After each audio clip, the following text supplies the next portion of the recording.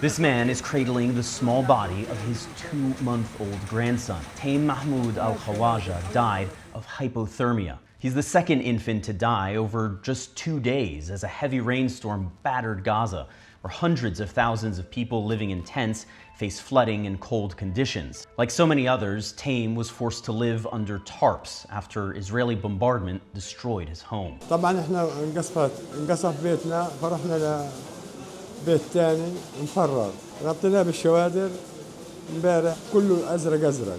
He was rushed to Rantisi Hospital, but it was already too late. His organs had already begun shutting down. Instead, his date and time of death were inscribed on his small body. Gaza Civil Defense says that 8 people died altogether in this storm in Gaza, several of whom died after buildings that were already damaged from the war collapsed on top of them. So how can it be that babies are dying of cold in Gaza 2 months after this ceasefire went into effect? Well, first of all, there's still an enormous need in Gaza. 90+% of its residential buildings were destroyed by Israeli bombardment over the course of this war. But then there's also the question of what is and isn't being allowed into Gaza in terms of aid. And the United Nations and other aid groups say that Israel is restricting the entry of critically needed items for the winter, including tent poles and other shelter materials. According to the UN, fewer than 50,000 tents have actually entered Gaza since the ceasefire came into effect, and 1.28 million people are still in need of urgent shelter assistance. The Norwegian Refugee Council, an independent aid group, they say that only a trickle of shelter equipment has been able to enter Gaza. They say nearly